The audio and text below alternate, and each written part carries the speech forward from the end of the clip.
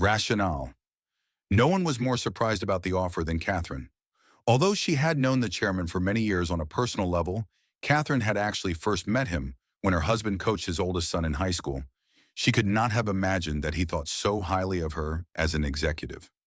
Most of their relationship had been social, centering around family, school, and local athletics. Catherine assumed that the chairman had little idea about her life outside her role as a mother and coach's wife. In fact, the chairman had followed Catherine's career with interest over the years, amazed at how successful she had become with such relatively modest training. In less than 5 years, she had become chief operating officer of the Bay Area's only automobile manufacturing plant, a U.S.-Japanese joint venture.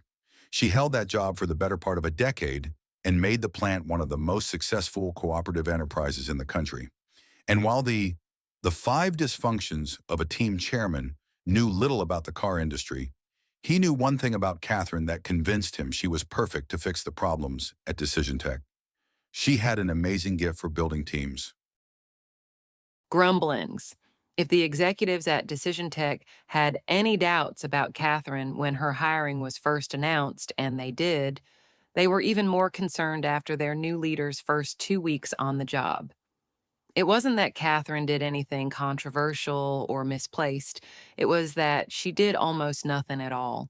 Aside from a brief reception on her first day and subsequent interviews with each of her direct reports, Catherine spent almost all of her time walking the halls, chatting with staff members, and silently observing as many meetings as she could find time to attend. And perhaps most controversial of all, she actually asked Jeff Shanley to continue leading the weekly executive staff meetings, where she just listened and took notes. The only real action that Catherine took during those first weeks was to announce a series of 2-day executive retreats in the Napa Valley to be held over the course of the next few months.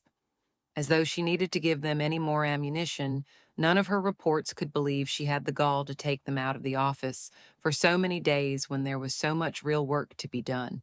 And to make matters worse, when someone suggested a specific topic for discussion during the first retreat, Catherine refused. She had her own agenda already set. Even the chairman was surprised and a bit unnerved about the reports of Catherine's early performance. He came to the conclusion that if she didn't work out, he should probably leave along with her. That was beginning to feel like the most probable outcome. Observations. After her first 2 weeks observing the problems at Decision Tech, Catherine had more than a few moments when she wondered if she should have taken the job, but she knew that there was little chance that she would have turned it down. Retirement had made her antsy, and nothing excited her more than a challenge. While there was no doubt that Decision Tech would be a challenge, something seemed different about this one. Though she had never really feared failure, Catherine could not deny that the prospect of letting the chairman down spooked her a little. To tarnish her reputation so late in her career, and among friends and family, was enough to worry even the most secure of people. And Catherine was certainly secure with herself. After surviving a stint in the military, raising her boys, watching countless buzzer-beating basketball games, and standing up to union bosses, Catherine decided she was not about to be intimidated by a bunch of harmless yuppies whose greatest hardships in life so far had been fighting off the first signs of a receding hairline or an expanding waistline.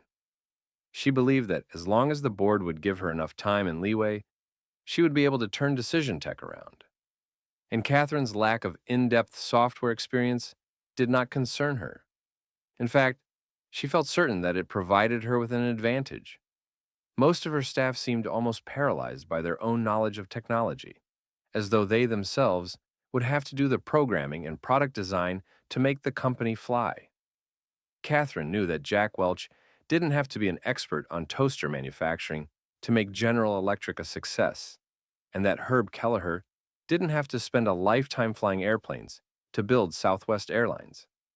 Despite what her limited technical background might have indicated, Catherine felt that her understanding of enterprise software and technology was more than sufficient for her to lead Decision Tech out of the mess it was in. What she could not have known when she accepted the job, however, was just how dysfunctional her executive team was and how they would challenge her in ways that no one before had ever done.